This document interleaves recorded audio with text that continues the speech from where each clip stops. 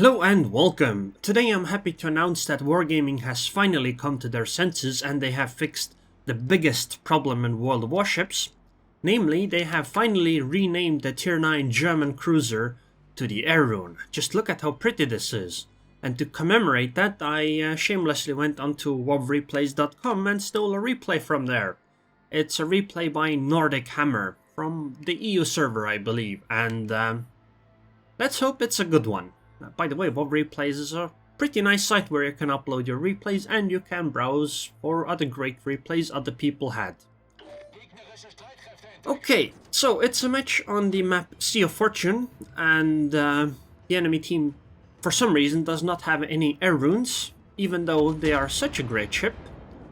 But it's a tier 10 battle, unfortunately. But the carriers in this game are only tier 9, so it should still be doable.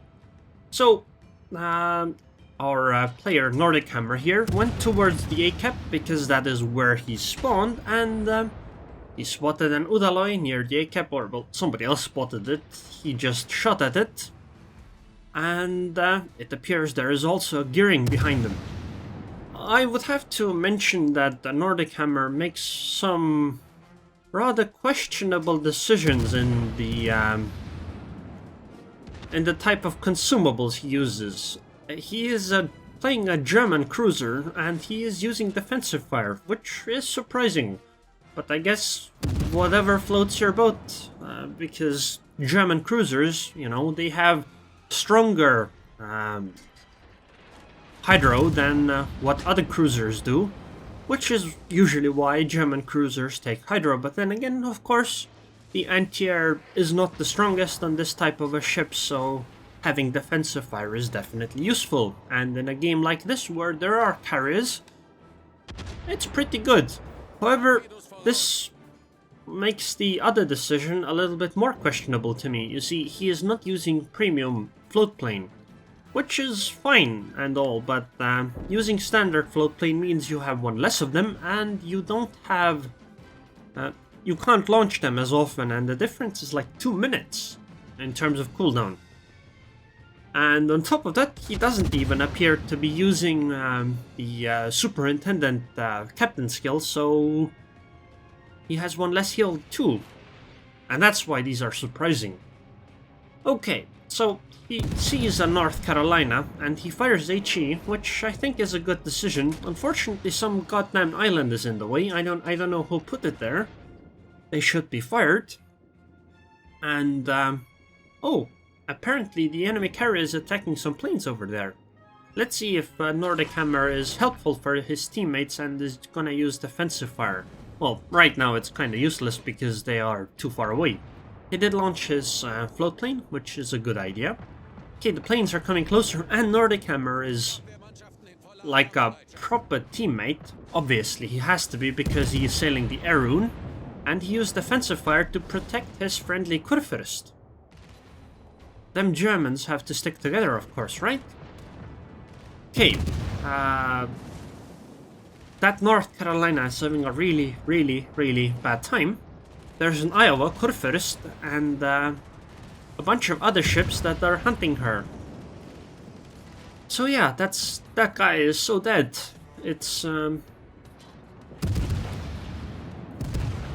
It's hard to imagine what he was thinking coming over here completely alone. Well, I suppose you might have a DD with him, but you know, a DD is not gonna save you from half the enemy team. Unless they use smokescreen, then they actually might. So this incredibly strong defensive fire on the incredibly powerful cruiser Aerroon managed to shoot down 5 planes. Wow, just impressive. Incredible. Just incredible. Wargaming, please nerf carriers. They are clearly overpowered. You should cut their the health of planes in half. Because, like you see, hard-working, strong cruisers... hard-working, weak cruisers like the Aerroon that definitely need many buffs only shot down 5 planes. And that is simply not enough. Okay, so the next target seems to be the Izuma. who, for some unknown reason, is in the middle of the map. In fact, the entire enemy team is in the middle of the map. And that makes me actually question whether this is the EU server, because players in EU do not usually play like this. What do you mean people are not sitting at maximum range? Maybe it's a bot game. I mean, maybe Wargaming has some super bots in this new patch that gives them names and stuff to make it more authentic. Because, seriously, 3 enemy battleships are in the middle of the map in a tier 10 game. That's like unheard of. So, I would like to mention that German cruisers generally have rather weak HE. That is, their HE is fine, but it's not as good as HE is on other cruisers. However, their AP is fairly good, but it has one huge problem. And that is, their penetration is awful, which means you sometimes just deal no damage. However, when they do penetrate and deal damage, then they can deal a lot of it. As you can see, this Iowa has taken 19,000 damage in 3 AP salvos from this cruiser. 19,000 damage. Jesus Christ. I never knew that the Aerroon could be this good of a cruiser. That's incredible. Look! What the hell? This is another 9,000 damage. This is mind-blowing. Turns out that I've been playing this cruiser all wrong all this time. My god, this is incredible.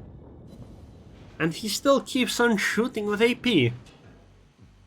Wow. I need to learn to play this ship. Although I suppose it kinda helps when enemy battleships are literally showing you broadside at like 10-kilometer range, and they are not deleting you in return. So he uses defensive fire again to protect his friendly Montana from... Well, he shot down one plane. One. I don't feel that this is kinda... Oh! Another one! Incredible! Just incredible. Actually, I think he shot down some more, because otherwise it should be 8 planes shot down. Okay, so he's showing broadside to Montana at 7.6 kilometers. Let's see if he survives this. I mean, if he doesn't, then this was a very, very disappointing replay. Oh my god. Front gun's only 4,000 damage. And back guns another 6,000. Front guns again, another 2,000. Oh, and the Montana's dead. What the hell is this? How is he not dead yet? And the torpedoes even hit Izuma. What the hell? I can't believe this. This is insane. This is really, really insane. I mean, he's dying from fires in a cruiser against battleships. What is this? Is it opposite day? Is it April Fools or something? This is ridiculous. And I mean, look, there's an Iowa behind him, and the Izuma goes down too. And this friendly Aerroon is still at half HP, well, a little bit below half HP. And another fire that's gonna stick for a while. And that's another 8,000 damage. What the hell? And there goes the Iowa, I think. Or not. All the shells either bounced or did not penetrate. Okay. So, we now know the real battleship in this game. It's obviously the tier 9 German cruiser, the Aerroon. Maybe Wargaming gave some buffs along with the renaming of the ship, you know, to make it more appropriate. Okay, next target is that, wow, 14,000 damage on the Kutuzov as well. Next target is the Montana that just took a whole bunch of torpedoes. By the way, why does that Montana have 99,800 HP? Is he using survivability expert on a Montana? Wow, that's a new one. Okay, I mean, this is at 13 kilometers. Like I mentioned earlier, the problem with the Tier 9 German cruiser is that you don't have enough... What the hell? 2 penetration, 3 overpens. What is this? Why is it dealing so much damage with AP against battleships from so far away? This isn't... When I play the game, these things do not happen. This is incredible. By the way, speaking of which, I think one of the reasons why my YouTube channel has... And that's another 14,000 damage. So one of the reasons why I think my YouTube channel has found some use is that when people see how other people play the game, they learn and think about things that they might not have realized themselves before. For instance, when I played RTS games when I was younger, it never occurred to me to use or to build multiple production buildings to, you know, make units faster. It literally never just occurred to me. However, when I started playing StarCraft 2, I quickly realized and noticed, I don't know if I noticed it from other players or whether I noticed it from, you know, the gameplay itself, that if you make multiple production buildings, it turns out you can make units much faster that helps you win the game. And after I learned that and went back to play some RTS games that I had played in the past, they became really easy. And basically, I think YouTube channels like mine and, you know, Twitch streams are really good at this. Basically, they show how other people play the game. Now, unfortunately, the Aerroon here went down and died. However, it should still be alright, because... Okay, my controls are stuck for some reason. Okay, so it's alright because the Montana and the Edinburgh also went down, and now it's a 5 against 3. Taiho, Friedrich, Gearing, Fletcher, Kagero versus Essex, Gearing, and Yugumo. Okay, game. Okay, finally, it let me gain control. So the Taiho seems to be in trouble. He's being attacked by these torpedo bombers, and that Yugumo over there seems to be chasing Shaped Ape. However, there is a Fletcher coming to defend our friendly Taiho over here. And, you know, Fletchers eat Yugumos for breakfast, right? That is what should happen, right? Well, I suppose the opposite could also happen, where the Taiho just dies. So now it actually could be troublesome, because there's still 6 minutes to go, and this team, or our team, has a Friedrich, Gearing, Fletcher, Kagero. The enemy team has an Essex, Gearing, and Yugumo. The problem is that the enemy team is also ahead in points, and they still have 6 minutes to go, and an Essex could easily... Okay, come on, what the hell? Why is it jumping around? And the Essex could easily... What? Why is this happening? Why does it jump like that? Maybe it's because NordicHammer jumped around himself, so it tries to follow that or something in replays. So, the problem is that the enemy has still a carrier left, and what happens with carriers is that if they have enough time, they can pretty much kill almost anything. I mean, if it's like a full NTR setup thing, then yeah, not that thing, but, you know, things like this Friedrich would definitely be among really good targets for an Essex. Now, Destroyers is a bit of a different game, because it depends a lot on luck. However, you know, they don't need to necessarily kill the enemy destroyers, they just need to defend the cap zones, and that Gearing over there is trying to cap the sea cap. Meanwhile, Fletcher over here is fighting a Yugumo.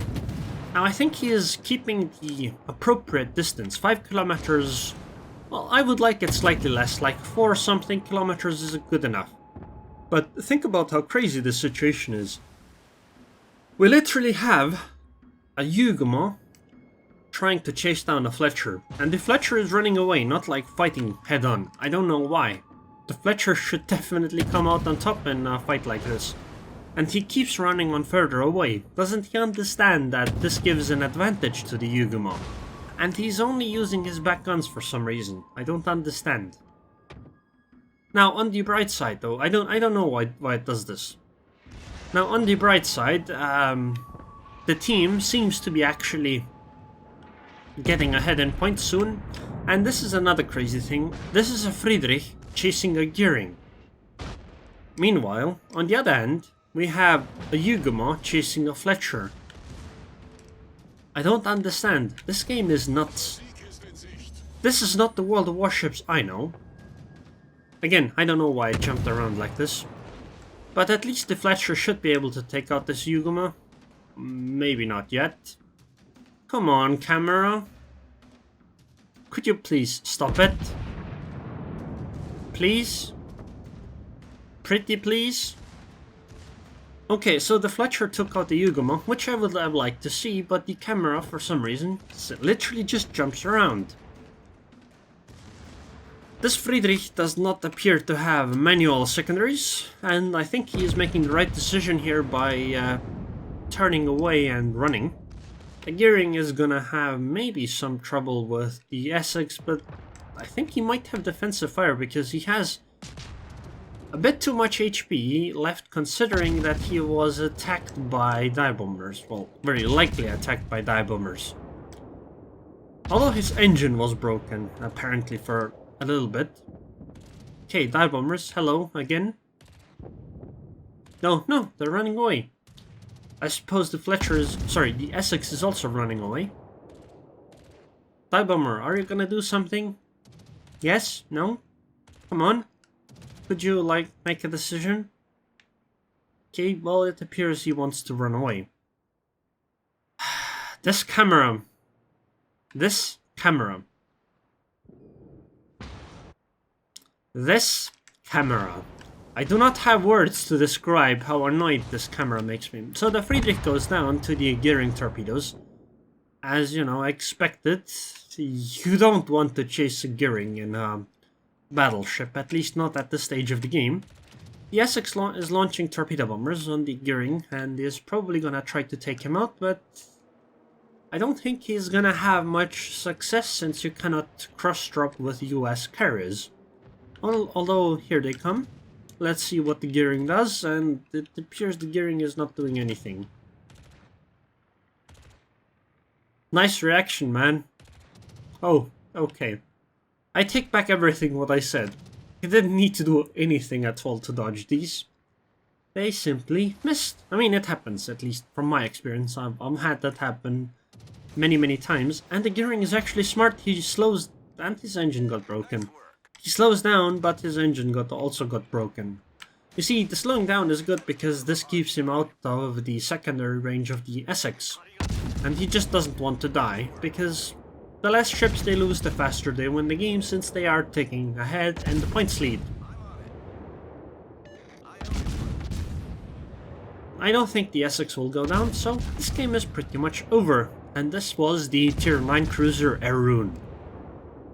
By the way, if you're wondering why I posted this video so late, it's because I've been running into some issues with my nose in regards to it dripping like a faucet, and that makes doing commentary rather difficult. So, the game's finally over.